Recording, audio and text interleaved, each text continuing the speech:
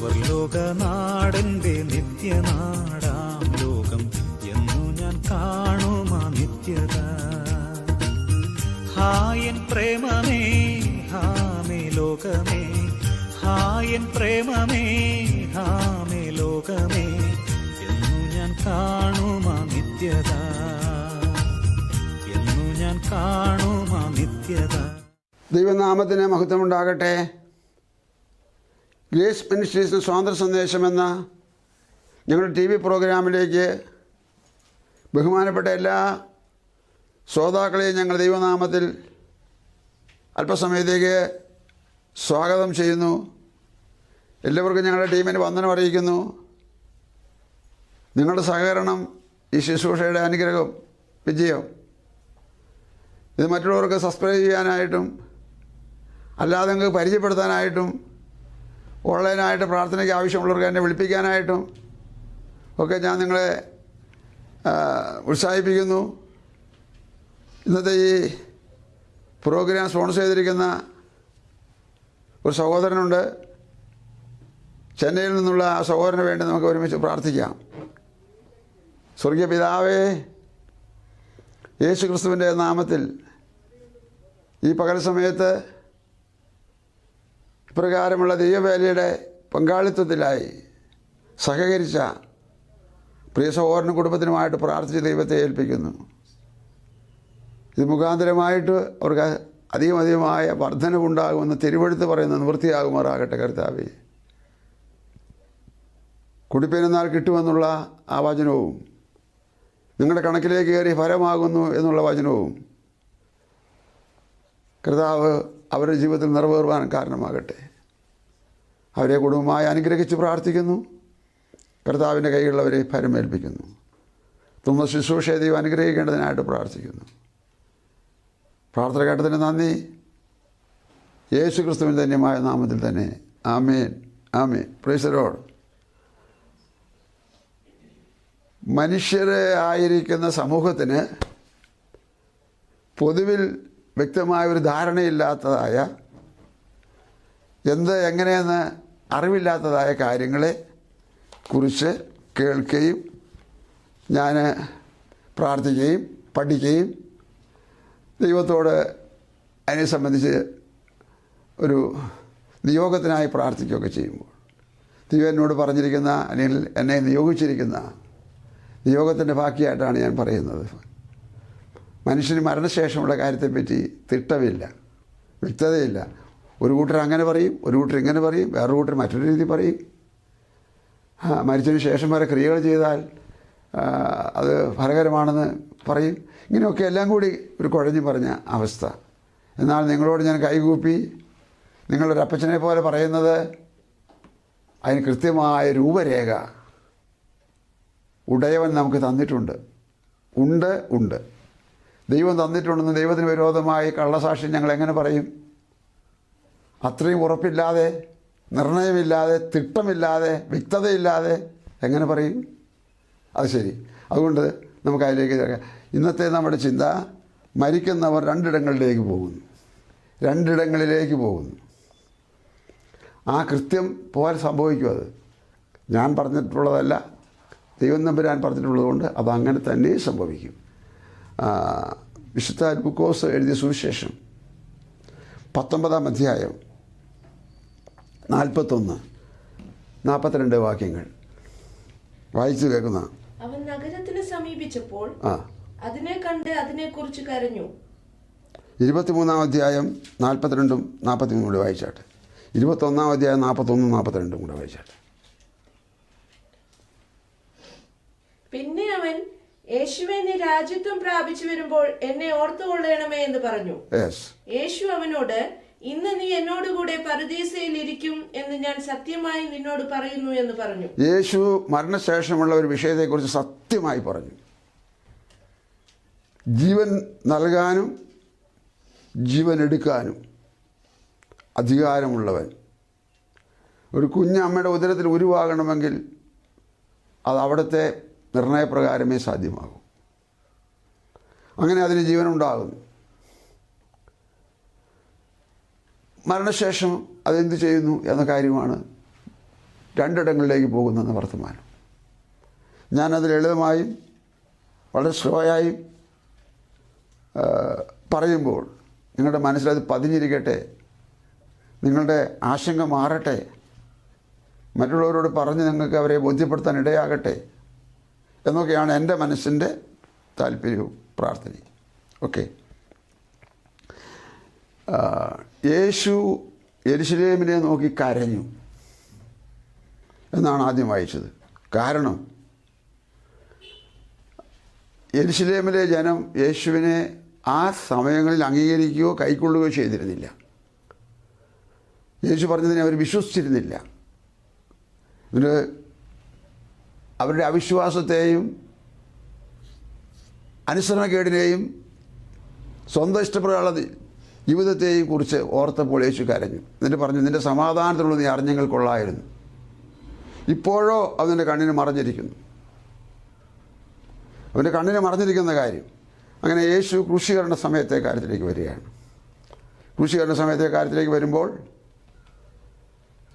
ഒരേ സമയത്ത് 3 ക്രൂശ് അവിടെ ഉയർന്നു. 3 ഒരേ തരം തന്നെ. ആ 3 ക്രൂശിൽ 2 ദുഷ്പ്രവൃത്തിക്കാരെ അന്നത്തെ ആ രാജ്യ നിയമപ്രകാരം ശിക്ഷിക്കുന്നു. അതിൽ 3ാമതൊരാളായിട്ട് യേശുവിനെയും ക്രൂശിക്കുന്നു. അപ്പുറവും ഇപ്പുറവും 2 ദുഷ്പ്രവൃത്തിക്കാരായ കുറ്റവാളികൾ. നടുവിൽ ഇവൻ്റെ ഒരു കുറ്റവും കാണുന്നില്ല എന്ന് അനേകവട്ടം ആവർത്തിച്ച് പറഞ്ഞ പീലാത്തോസ് യഹൂദ സമൂഹത്തെ തൃപ്തിപ്പെടുത്താനായി വിധിച്ച വിധിപ്രകാരം ക്രൂശിക്കപ്പെട്ട ക്രിസ്തു അവിടെ കിടന്നുകൊണ്ട് ഒരുവൻ പറഞ്ഞു, 41ാമത്തെ വാക്യം ഒന്നുകൂടി വായിക്കാമോ? നാം പ്രവർത്തിച്ചതിന് യോഗ്യമായതല്ലോ കിട്ടുന്നത്. മറ്റവനോട് സംസാരിക്കുകയാണ് ക്രൂശിൽ കിടന്നുകൊണ്ട്. നാം പ്രവർത്തിച്ചതിന് യോഗ്യമായിട്ടുള്ളതല്ലോ കിട്ടുന്നത്. അടുത്തത്, ഇവനോ അരുതാത്തതൊന്നും ചെയ്തിട്ടില്ല. ഇവനോ എന്ന് പറഞ്ഞാൽ യേശു ക്രിസ്തു അരുതാത്തൊന്നും ചെയ്തിട്ടില്ലെന്ന് പറഞ്ഞു. പിന്നെ അവൻ, യേശുവേ നീ രാജ്യത്വം പ്രാപിച്ചു വരുമ്പോൾ എന്നെ ഓർത്തുകൊള്ളണമേ എന്ന് പറഞ്ഞു. യേശു അവനോട്, ഇന്ന് നീ എന്നോടുകൂടെ പരദീസയിൽ ഇരിക്കും എന്ന് ഞാൻ സത്യമായിട്ട് നിന്നോട് പറയുന്നു. അവന് വിശ്വസിക്കാൻ പ്രയാസമുണ്ടെങ്കിൽ വിശ്വസിക്കാൻ സമ്മർദ്ദം ചെലുത്തുന്നതാണ് സത്യം. കേൾവിക്കാർക്ക് വിശ്വസിക്കാൻ ബുദ്ധിമുട്ട് തോന്നുന്നെങ്കിൽ, ദുഷ്പ്രവൃത്തിക്കാരൻ അങ്ങനെ വരുമോ സംശയിക്കുന്നെങ്കിൽ അവരെ വിശ്വസിക്കുന്നതിനാണ് സത്യം. ഭാവി തലമുറകൾക്ക് ഇത് വായിക്കുമ്പോൾ വിശ്വസിക്കാൻ ബുദ്ധിമുട്ടുണ്ടെങ്കിൽ അവരെ വിശ്വസിക്കുന്നതിനാണ് ഈ സത്യം. സത്യമെന്ന് പറയുന്നത് സമ്മർദ്ദം ചെലുത്തുന്നു, അതോ വിശ്വസിക്കാൻ പ്രയാസമേറിയ കാര്യത്തെ വിശ്വസിക്കാൻ നിർബന്ധിക്കുന്നു. അങ്ങ് സത്യം ചെയ്ത് യേശു പറഞ്ഞു, എന്നോട് പരദീസയിലിരിക്കും. അതിന് മറ്റൊരു ഉച്ചാരണമാണ് കഴിഞ്ഞ എപ്പിസോഡിൽ ഞാൻ പറഞ്ഞത്, വിശ്രമസ്ഥലം. അത് ഇംഗ്ലീഷിലേക്ക് പോയാൽ റെസ്റ്റ് ഹൗസ്. അപ്പോൾ റെസ്റ്റ് ഹൗസ് ആകുന്ന സ്ഥലത്തിന് മറ്റൊരു പേരിട്ടതാണ് വിശ്രമസ്ഥലം മലയാളം. അതിന് യേശു മറ്റൊരു പേര് വിളിച്ചതാണ് പരദീസയിലിരിക്കും.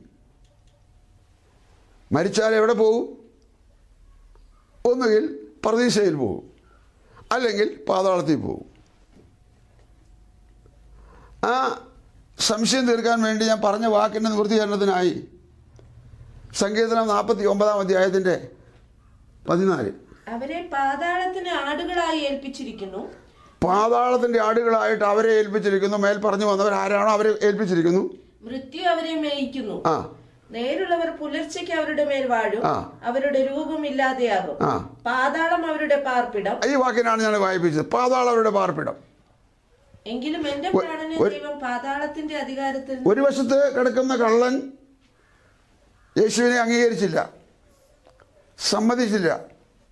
മറ്റുള്ളവർ ദുഷിക്കുന്നത് പോലെ അവൻ ദുഷിച്ചു.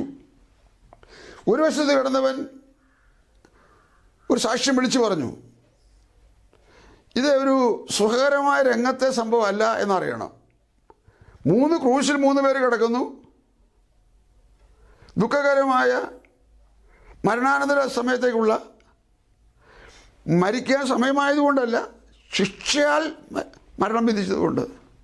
അങ്ങനെയുള്ള ആ രംഗത്ത് കിടന്നുകൊണ്ട് ഇവൻ പറയുന്നു, നാമോ ന്യായമായിട്ടുള്ള ശിക്ഷയാണ് അനുഭവിക്കുന്നത്. അവനോ കുറ്റകരമായി ഒന്നും ചെയ്തിട്ടില്ല.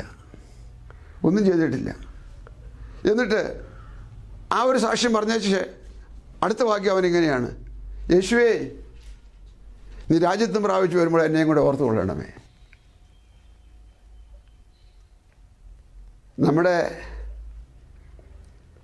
മനസ്സിനകത്ത് തട്ടുന്നുണ്ടോ? ദുഷ്പ്രവൃത്തിക്കാൽ ഒരുത്തനായ ഒരു യുവാവ്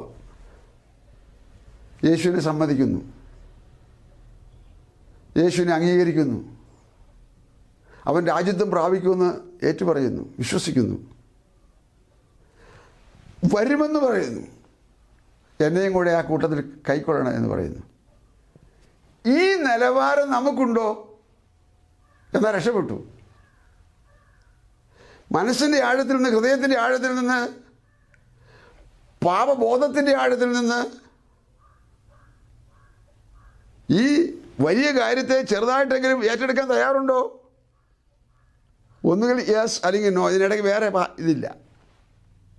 ഒന്നുകിൽ ഊ അല്ലെങ്കിൽ ഇല്ല. ഒരുത്തൻ ഏറ്റെടുത്തു, അവൻ യേശുവിനോട് കൂടെ പർദീസായിൽ വിശ്രമസ്ഥലത്ത്. യേശു ആ മരണസമയത്ത് പോകുന്ന സ്വർഗത്തിലേക്ക് അല്ല, വിശ്രമസ്ഥലത്തേക്കാണ്, അല്ല പർദീസയിലേക്കാണ്. 3-ാം നാൾ ഉയർത്തെഴുന്നേറ്റ് കഴിഞ്ഞ ശേഷം 40 ദിവസം എല്ലാവരുടെ കൂടെ സഞ്ചരിച്ച് പരസ്യമായി എല്ലാവർക്കും വെളിപ്പെടുത്തി ഞാൻ മരിച്ചിരുന്നു, ഉയർത്തെഴുന്നേറ്റിരിക്കുന്നു തെളിയിച്ച് കാണിച്ചു കൊടുത്തിട്ട് എല്ലാവരും കാണുക സ്വർഗ്ഗാരോഹണം ചെയ്തു. അങ്ങനെയാണ് ശരിയായ രീതിയിൽ സ്വർഗത്തിലേക്ക് പോകുന്നത്. അതവിടെ കിടക്കട്ടെ, അതല്ല എൻ്റെ വിഷയം. ഇവിടെ യേശു പോയ കാര്യം അല്ല വിഷയം. മരിച്ചുപോയവർ എവിടെ പോകുന്നു? 2 തട്ടിലേക്ക് പോകുന്നു, 2 ഭാഗത്തേക്ക്, 2 തരത്തിലേക്ക് പോകുന്നു. ഒരു വശത്തെ കള്ളൻ, അത് ദുഷ്പ്രവൃത്തിക്കാരൻ പോകുന്നത് പാതാളത്തിലേക്ക്. പാതാളം അവനുള്ള പാർപ്പിടം. മറ്റവൻ യേശുവിനോടൊപ്പം പർദീസയിലേക്ക്. കണ്ടോ? ഇതിനെ നിഷേധിക്കുക, സംശയിക്കുക, അവിശ്വസിക്കുക, അംഗീകരിക്കാതിരിക്കുക, സ്വീകരിക്കാതിരിക്കുക, ഏറ്റെടുക്കാതിരിക്കുക എന്നൊക്കെ പറഞ്ഞാൽ അത് അവരവരുടെ വ്യക്തിപരമായ സ്വാതന്ത്ര്യമാണ്. ഇതിനെ അംഗീകരിച്ചവരും സ്വീകരിച്ചവരും വിശ്വസിച്ചവരും കാത്തിരിക്കുന്നവരുമായ കോടിക്കണക്കിന് ആൾക്കാർ ഇന്ന് ഭൂമിയിൽ ജീവിച്ചിരിക്കുന്നു. കാലാകാലങ്ങളിലായിട്ട് കോടിക്കണക്കിന് ആൾക്കാർ മരണം എന്ന തിരിശേരിക്ക് അപ്പുറം നിൽക്കുന്നു. 2 കൂട്ടം കൂടെ ഒരുമിച്ച് സമ്മേളിക്കാനായിട്ട് യേശുവിൻ്റെ വരവാണ് ഇവിടെ ആവശ്യം. നമുക്ക് സ്ഥലമൊരുക്കി കഴിഞ്ഞാൽ ഞാൻ പോകുന്നിടത്തേക്ക് നിങ്ങളെ കൊണ്ടുപോകേണ്ടതിന്, ഞാൻ ഇരിക്കുന്നിടത്ത് നിങ്ങളെ ഇരുത്തേണ്ടതിന് പിന്നെയും നിങ്ങൾ എൻ്റെ അടുക്കൽ ചേർത്തുകൊള്ളും. കാഹളം ധ്വനിക്കും, മരിച്ചവർ അക്ഷരായി ഉയർത്തെഴുന്നേൽക്കും, ജീവനോട് ശേഷിക്കുന്ന വിശുദ്ധന്മാർ പെട്ടെന്ന് രൂപാന്തരപ്പെടും. അതിൻ്റെ സമയപരിധി ഇത്രയാണ്: കണ്ണി വയ്ക്കുന്നതിനിടയിൽ, കണ്ണടച്ച് തുറക്കുന്നതിന് മുമ്പ്, കണ്ണിയുടെ പോള അടച്ച് തുറക്കുന്നതിന് മുമ്പ്, കണ്ണി വയ്ക്കുന്നതിന് മുമ്പ് രൂപാന്തരപ്പെടും. അങ്ങനെ നാം ഒരുമിച്ച് കർത്താവിൻ്റെ എതിരേൽപ്പാൻ മേഘങ്ങളിൽ എടുക്കപ്പെടും. ഒരുമിച്ചെന്ന് പറഞ്ഞാൽ മൺമറഞ്ഞു പോയ വിശുദ്ധന്മാർ ഉയർത്തെഴുന്നേൽക്കും, ജീവിച്ചിരിക്കുന്ന വിശുദ്ധന്മാർ രൂപാന്തരപ്പെടും. 2 കൂട്ടരും കൂടെ. ഈ പരമസത്യത്തിന് നേരെ കണ്ണടയ്ക്കുക എന്ന് പറഞ്ഞാൽ അതല്ലാത്ത വേറെ ആധ്യാത്മിക രീതി കൈക്കൊള്ളുക എന്ന് പറഞ്ഞാൽ എന്തു ചെയ്യാൻ കഴിയും? അങ്ങനെയുള്ളവരെ ഏതെങ്കിലും വിധത്തിൽ ബോധവൽക്കരിച്ചിട്ട്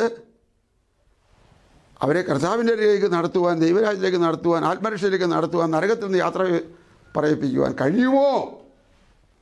ഇതാണ് ഇതിൻ്റെ പിറകിലെ വിചാരം, ചിന്ത. അതിന് നിങ്ങൾ മതമെന്ന് പേരിടുന്നോ? അയ്യോ കഷ്ടം. മതമല്ല. പിന്നെ എന്താണത്? ദൈവത്തിൻ്റെ പ്ലാനിങ്ങിലെ പ്രധാന ഇനമാണത്. ആ പ്രധാന ഇനമായതുകൊണ്ടാണ് ദൈവരൂപത്തിലിരുന്ന യേശു ക്രിസ്തു തൻ്റെ ദൈവത്വം മാറ്റിവെച്ച് ദാസത്വ മനുഷ്യൻ ലോകത്തിൽ വന്നു. പറയാറുള്ളത് പോലെ ബാങ്കിൽ വന്ന് എന്ന് പറഞ്ഞിരിക്കുന്ന സമയത്ത് വേറൊരാൾ വന്ന് സൗജന്യമായി ആ കടം തീർത്ത് ഈ മനുഷ്യനെ സ്വതന്ത്രനാക്കി വിടുമ്പോൾ, ഇങ്ങനെ സ്വതന്ത്രനാക്കി വിട്ട ഈ മനുഷ്യനും ഈ വിഷയത്തിൽ സഹായിച്ചതായ മറ്റേ മനുഷ്യനും തമ്മിൽ ഒരു അഭേദ്യമായ ഒറ്റബന്ധം ഉണ്ടാകുന്നത് പോലെ എൻ്റെ പാപത്തിന് വേണ്ടി പ്രായശ്ചിത്ത ബലിയായി തീർന്ന, യാഗമായി തീർന്ന, എൻ്റെ ശാപത്തിന് പകരം ശാപമായി തീർന്ന ഈ യേശുവിനെ എനിക്ക് വേണ്ടെങ്കിൽ കഴിഞ്ഞ 6 പതിറ്റാണ്ടിലപ്പുറത്ത് വെച്ച് കണ്ടെത്തുവാൻ ദൈവം എനിക്ക് ഭാഗ്യം തന്നതുകൊണ്ട് ഞാൻ മനസ്സിലാക്കി പഠിച്ചെടുത്ത ദാർശനികമായ വിഷയത്തോട് ചേർത്ത് നിന്ന് പറയുമ്പോൾ ഇതിൽ നല്ലതൊന്ന് തരുവാൻ, ഇതിൽ വലുതൊന്ന് തരുവാൻ ദൈവത്തിൻ്റെ പദ്ധതിയിലും സ്വർഗത്തിലും വേറെ ഒന്നും ഉണ്ടായിരുന്നില്ല.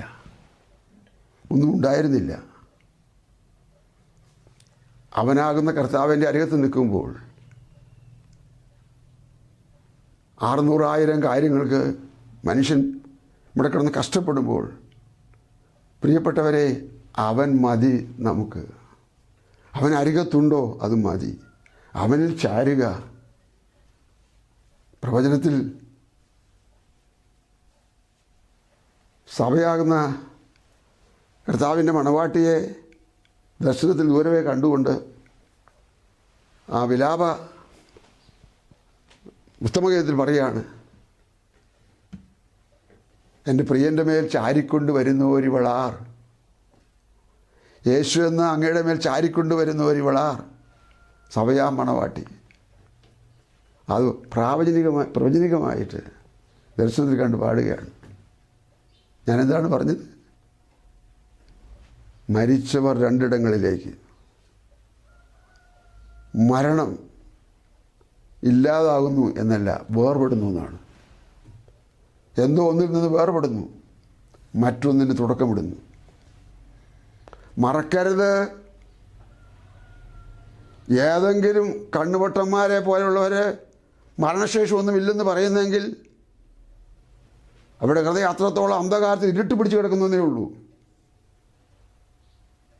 അങ്ങനെയുള്ള വാക്കുകൾ കേട്ടിട്ട് മരണശേഷമൊന്നുമില്ലെന്ന് വിചാരിക്കരുത്. ഈ ഭൂമിയിലുള്ള മുഴുവൻ കോടി ആൾക്കാരുകൾ ഒരുമിച്ച് കൂടി നിന്നിട്ട് മരണശേഷമൊന്നുമില്ലെന്ന് പറഞ്ഞാലും ഉള്ളത് ഇല്ല എന്ന് പറയുന്നത് മാത്രമാണ് അതിൻ്റെ ശരി. ഉള്ളതാണതില്ല എന്ന് പറയുന്നു, എന്നാലും ഈ ഉള്ളതിനെ ഇല്ലാതാക്കാൻ പറ്റത്തില്ല. അതുകൊണ്ടാണ് കഴിഞ്ഞ എപ്പിസോഡിൽ ഞാൻ പറഞ്ഞത്, വായിച്ച് കേൾപ്പിച്ചത്, ഇടത്തുള്ളവരോട്, ശപിക്കപ്പെട്ടവരെ, നിങ്ങൾ എന്നെ വിട്ട് പിശാചിനുമായിട്ട് ദൂതന്മാർക്ക് ഒരിക്കലും നിത്യാഗ്നിയിലേക്ക് പോകുവീ എന്ന് പറഞ്ഞുകൊണ്ട് ഒരു വലിയ സംഘം ആൾക്കാരെ അങ്ങോട്ട് അയക്കുന്നു. ഇതൊക്കെ സവിസ്തരമായി ഞാനും എന്നെപ്പോലെ അനേക സുവിശേഷകന്മാരും ടി വിയിൽ കൂടെയും അല്ലാതെയും പബ്ലിക്കിലെ പരസ്യയോഗ മുഖാന്തരമായി, കൺവെൻഷൻ യോഗം മുഖാന്തരമായി, ആത്മീയ കൂട്ടായ്മ യോഗങ്ങൾ മുഖാന്തരമായി, ആരാധന യോഗങ്ങൾ മുഖാന്തരമായി മൈക്കിൽ ഞങ്ങൾ പറയാറുണ്ടല്ലോ നിങ്ങളിൽ ആരെങ്കിലും ഈ ലോകത്തിലെ ചിന്തയിൽ ആണ്ടുപോയിട്ട് ഇതവരുടെ ജീവനോപാധിയാണെന്നോ, ഇവർക്ക് വേറെ പണിയൊന്നുമില്ലെന്നോ, അതോ മറ്റുള്ളവരാരൊക്കെ ഇവർക്ക് പണം കൊടുത്ത് പറയിപ്പിക്കുന്നതാണെന്നോ ഒക്കെ ചിന്തിക്കുന്നത്, അങ്ങനെ സംസാരിക്കുന്നത് പാവം സമം പാവം മുഴുത്ത പാവം. പാവം വർദ്ധിക്കുകയാണ് ചിന്തയിലും അതെ, സംസാരത്തിലും അതെ. മറിച്ച് ഞങ്ങൾ സകലവിധ ത്യാഗവും സഹിച്ച് ഇവിടുത്തെ സമ്പത്തിനും സൽകീർത്തിക്കും, ഇവിടുത്തെ സുഖജീവിതത്തിനും മെത്തയ്ക്കും അതുപോലെയുള്ള ആധുനിക സൗകര്യങ്ങൾക്കും ഒന്നും മുതിരാതെ എല്ലാ സമയവും ഇതിനു വേണ്ടി പ്രാർത്ഥിക്കുകയും പ്രയത്നിക്കുകയും പ്രവർത്തിക്കുകയും ചെയ്യുന്ന ഞങ്ങളെപ്പോഴൊരു നോക്കി ഇങ്ങനെ പറയുമ്പോൾ കർത്താവ് സഹിക്കത്തില്ലെന്ന് മാത്രമല്ല, അവൻ അതിനെക്കുറിച്ച് എഴുതിയത് ഇങ്ങനെയാണ്: നിങ്ങൾ നിന്ന് എൻ്റെ മേൽ വീണിരിക്കുന്നു, ഞാൻ പകരം വീട്ടും. ഞാൻ ആ ഭാഗം നമുക്കവിടെ വിടാം. പറഞ്ഞു വന്ന കാര്യം, പാപത്തിലുള്ള മരണം പാതാളത്തിലേക്ക്, കർത്താവിലുള്ള മരണം പറുദീസയിലേക്ക്. നമുക്ക് എങ്ങോട്ട് പോകണം? ഇതിനു മുമ്പ് പറഞ്ഞിട്ടുള്ളതാണെങ്കിലും ആ വാക്യമൊന്ന് ഞാൻ വായിച്ചു കേൾപ്പിക്കാം. 2 യാത്ര. 2 യാത്ര. മത്തായി 7:13. ഇടുക്കുവാതിലൂടെ അകത്ത് കിടപ്പിൻ. ആ, നാശത്തിലേക്ക് പോകുന്ന വാതിൽ വീതിയുള്ളതും വഴി വിശാലവും അതിൽ കൂടി കിടക്കുന്നവർ അനേകരുമാകുന്നു. ആദ്യം തുടങ്ങുന്നത് ഒരാജ്ഞയോട് കൂടിയാണ്, ഒരറിയിപ്പോട് കൂടെയാണ്, ഒരാഹ്വാനത്തോടു കൂടെയാണ്.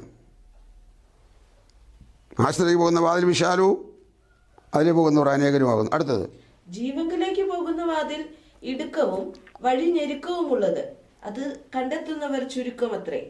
പോകുന്നത് 2 യാത്രയല്ലേ?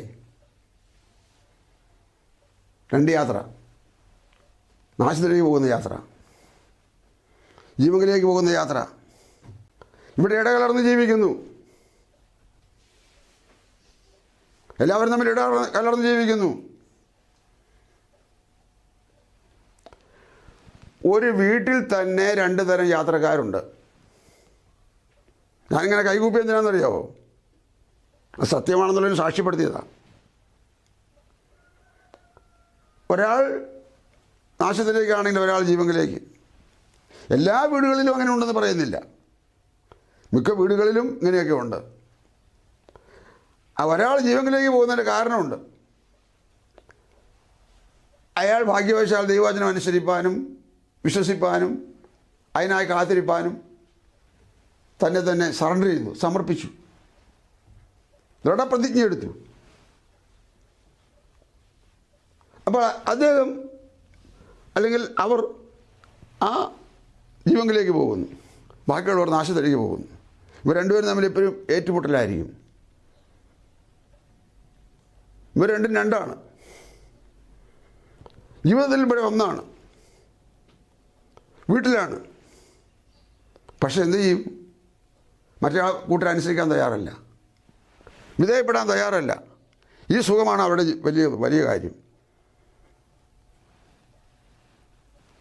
ഒടുവിൽ നമുക്കറിയാം പല ഉന്നത ആൾക്കാരും അവസാനിക്കുന്നത് എങ്ങനെയാണെന്ന്.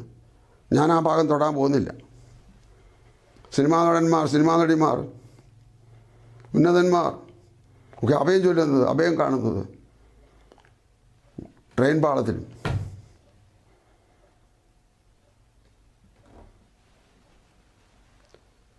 വിഷകുപ്പിക്കും, കയറിലും അവസാനിക്കുന്നു. ഓർത്തോണം, ഈ സുഖജീവിതം അവർക്ക് കൊടുത്ത സമ്പത്ത് അതാണ്. അവസാനം കൊടുത്ത സമ്പത്ത്. അതിനുവേണ്ടി അവർ വളരെ ത്യാഗം കഴിച്ചിട്ടുണ്ട്, സുഖജീവിതത്തിന് വേണ്ടി. ഞാൻ മറ്റേ കൂട്ടർ പോകുന്നു, നോക്ക്, പോകുന്നു. യേശു പറഞ്ഞു പോകുന്നു. ഞാൻ ചോദിക്കട്ടെ, ഞാൻ ആദ്യം പറഞ്ഞു വന്നതിൻ്റെ അടിസ്ഥാനത്തിൽ ചോദിക്കട്ടെ, നമ്മളെങ്ങോട്ടാണ് പോകുന്നത്? എന്താ ഉറപ്പ്? തിരിച്ച് എന്നോട് ഇങ്ങോട്ട് ചോദിക്കാതിരിക്കട്ടെ.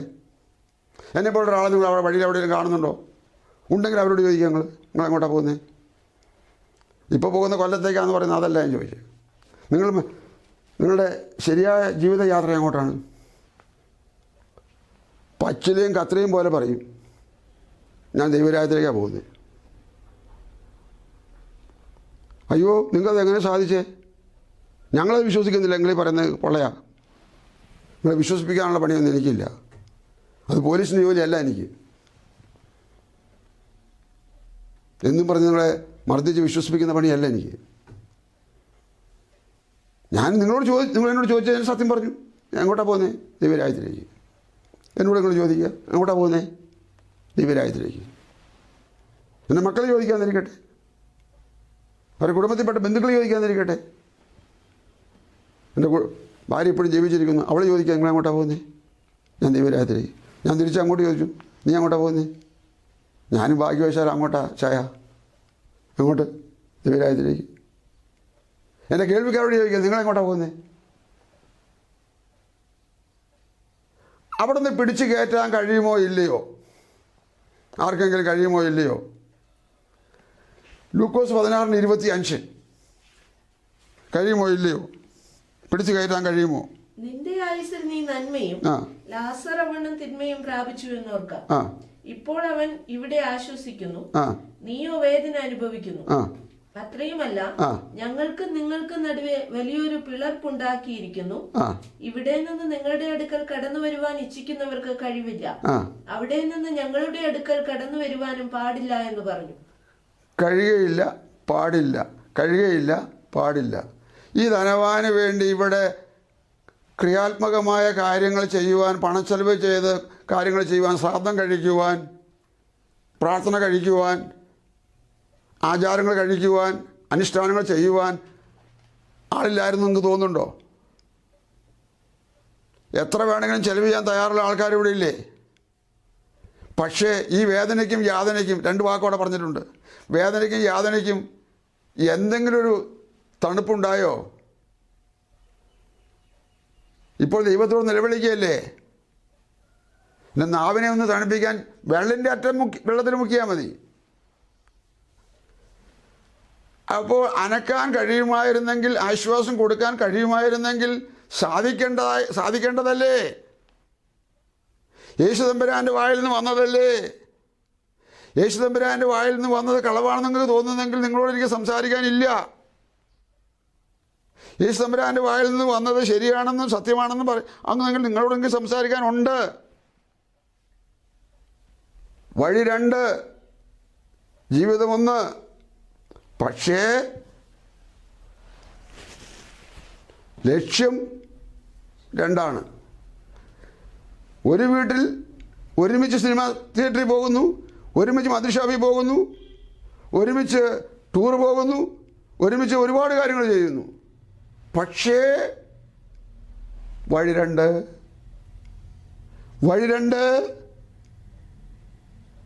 എൻ്റെ വിഷയം മരിക്കുന്നവർ രണ്ടിടങ്ങളിലേക്ക് പോകുന്നു എന്നുള്ളതാണ്. അതാര് പറഞ്ഞു? മരിക്കാൻ അനുവദിച്ചവൻ പറഞ്ഞു, ജനിക്കാൻ അനുവദിച്ചവൻ പറഞ്ഞു. അതുകൊണ്ട് ഞങ്ങളോട് മറ്റുള്ളവരെ അറിയിക്കണമെന്ന് പറഞ്ഞു. അതുകൊണ്ട് അറിയിക്കുന്നു. യെശയ്യാ 65:17 ഒന്ന് വായിച്ചു നോക്കാം. നേരത്തെ യേശു ജനിക്കുന്നതിന് 700 വർഷം മുമ്പുള്ളതാണത്. 700 വർഷം മുമ്പുള്ളത് 7 നൂറ്റാണ്ട്. ഞാൻ പുതിയ ആകാശവും പുതിയ ഭൂമിയും സൃഷ്ടിക്കുന്നു, മുമ്പിലെത്തവ ആരും ഓർക്കുകയും ഞാൻ എന്നാ വേണ്ടേ? അടുത്തത് ആരുടെയും മനസ്സിൽ വരികയുമില്ല. അടുത്തത് ഞാൻ സൃഷ്ടിക്കുന്നതിനെ കുറിച്ച് നിങ്ങൾ സന്തോഷിച്ചെന്നേക്കും ഘോഷിച്ചു ലസിപ്പിൻ. സംഭവിക്കാൻ പോകുന്നതിനെ കുറിച്ച് ഘോഷിക്കാൻ, അത് വിശ്വസിക്കുന്ന, അതിനായി കാത്തു നിൽക്കുന്ന നീ സന്തോഷത്തോടെ ഘോഷിപ്പീൻ.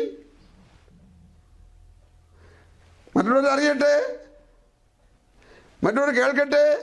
ഈ ആകാശം മാറുമെന്ന് കേൾക്കട്ടെ, ഈ ഭൂമി മാറുമെന്ന് കേൾക്കട്ടെ, ഇന്നത്തെ സംവിധാനങ്ങൾ സകലവും മാറുമെന്ന് കേൾക്കട്ടെ, മരണമില്ലാത്തൊരു ലോകമുണ്ടെന്ന് കേൾക്കട്ടെ, രോഗമില്ലാത്ത, പട്ടിണിയില്ലാത്ത, കലകമില്ലാത്ത, ശണ്ടയില്ലാത്ത ലോകമുണ്ടെന്ന് കേൾക്കട്ടെ. ഘോഷിപ്പീൻ. Praise the Lord, praise the Lord. അതുകൊണ്ട് പ്രിയരേ, ഇത് കഥ പറയുന്ന, കളി പറയുന്ന, എന്തെങ്കിലും വിളിച്ചു പോകുന്ന ഒരു സംഭവം അല്ലേ? അല്ല. വെളിപ്പാട് 20-ാം അധ്യായത്തിൻ്റെ 11 മുതൽ 15 വരെ ഒന്ന് വായിച്ച്. വെളിപ്പാട് 20-ന്റെ 11 മുതൽ 15 വരെ ശാന്തമായിട്ട്. ഞാൻ വലിയൊരു വെള്ള സിംഹാസനവും അതിലൊരുത്തൻ ഇരിക്കുന്നതും കണ്ടു. അവന്റെ സന്നിധിയിൽ നിന്ന് ഭൂമിയും ആകാശവും ഓടിപ്പോയി, അവയെ പിന്നെ കണ്ടില്ല. മരിച്ചവർ ആഭാലവൃദ്ധം സിംഹാസനത്തിന് മുമ്പിൽ നിൽക്കുന്നതും കണ്ടു. പുസ്തകങ്ങൾ തുറന്നു. ജീവന്റെ പുസ്തകം എന്ന മറ്റൊരു പുസ്തകവും തുറന്നു. പുസ്തകങ്ങളിൽ എഴുതിയിരുന്നതിന് ഒത്തവണ്ണം മരിച്ചവർക്ക് അവരുടെ പ്രവർത്തികൾ കടുത്ത ന്യായവിധി ഉണ്ടായി. സമുദ്രം തന്നിലുള്ള മരിച്ചവരെ ഏൽപ്പിച്ചു കൊടുത്തു. മരണവും പാതാളവും തങ്ങളിലുള്ളവർ മരിച്ചവരെ ഏൽപ്പിച്ചു കൊടുത്തു. ഓരോരുത്തനും അവനവന്റെ പ്രവർത്തികൾ കടുത്ത വിധിയുണ്ടായി. മരണത്തെയും പാതാളത്തെയും തീപ്പൊയ്കയിൽ തള്ളിയിട്ടു. ഈ തീപ്പൊയ്ക രണ്ടാമത്തെ മരണം. രണ്ടാമത്തെ മരണം എന്നൊരു മരണവും കൂടി ഉണ്ട്. അതാർക്കാണ്? പാപികൾക്ക്. അതാർക്കാണ്? നാശത്തിലേക്ക് പോകുന്നവർക്ക്. ഇപ്പോഴത്തെ മരണം ഏതാണ്? ശരീരത്തിൽ നിന്നുള്ള മരണമാണ്. ആ മരണം ഏതാണ്? ദൈവത്തിൽ നിന്ന് എന്നേക്കുമായി വേർപെടുന്ന ആത്മാവിൻ്റെ മരണമാണ്. അത് രണ്ടും അവർക്കുള്ളതാണ്. ഇവിടെ ജീവിച്ചിരിക്കുമ്പോൾ ശരീരത്തിലൊരു മരണം ഞങ്ങൾക്ക് സംഭവിച്ചു എന്ന് പറഞ്ഞാൽ അത് പാപത്തിലുള്ള മരണം. പാപത്തിൽ ഞങ്ങൾ മരിച്ചു, ഞങ്ങൾ പാപം ചെയ്യാൻ പോകുന്നില്ല. രണ്ടാമത് ഞങ്ങൾക്ക് ഒരു മരണം വരുന്നുണ്ട്, അത് ഞങ്ങളുടെ ശരീരത്തിൽ നിന്നുള്ള വേർപാടാണ്. അപ്പോൾ രണ്ട് മരണം എല്ലാവർക്കും ഉണ്ട്. ഒന്ന് പാപത്തിലുള്ള മരണം, മറ്റൊന്ന് ശരീരം വിട്ട് പിരിയുന്ന മരണം. ഒന്ന് പാപത്തോടു കൂടെയുള്ള മരണം, മറ്റൊന്ന് രണ്ടാം മരണമാകുന്ന നരകത്തിലേക്കുള്ള മരണം. ശരി, പ്രാർത്ഥിക്കാം. സ്വർഗീയ പിതാവേ, യേശുവിൻ്റെ നാമത്തിൽ ഈ വചനം കേട്ടവരായ ഈ ജനത്തിന് ഈ വക കാര്യങ്ങളെക്കുറിച്ചുള്ളൊരു വ്യക്തമായ ബോധ്യം ഉണ്ടാകുവാൻ എളിയവനായ എന്നെ അങ്ങ് നിയോഗിച്ചെങ്കിൽ, തിരുവെഴുത്തിൻ്റെ നീതിയും സത്യവും ന്യായവും ഇതാണെങ്കിൽ ദൈവം അതവർക്ക് ബോധ്യമാക്കി കൊടുക്കണം, അവർക്കത് വെളിവാക്കി കൊടുക്കണം, അതിനെ ഒരുക്കിയെടുക്കണം. അങ്ങനെ സാധിക്കട്ടെ, സംഭവിക്കട്ടെ, ഉണ്ടാകട്ടെ. കർത്താവ് അങ്ങനെ ചെയ്യാൻ പ്രസാദിക്കണമെന്ന് അപേക്ഷിക്കുന്നു. വീണ്ടും വരുന്ന യേശു ക്രിസ്തുവിൻ്റെ ധന്യമായ നാമത്തിൽ തന്നെ. ആമേൻ, ആമേൻ.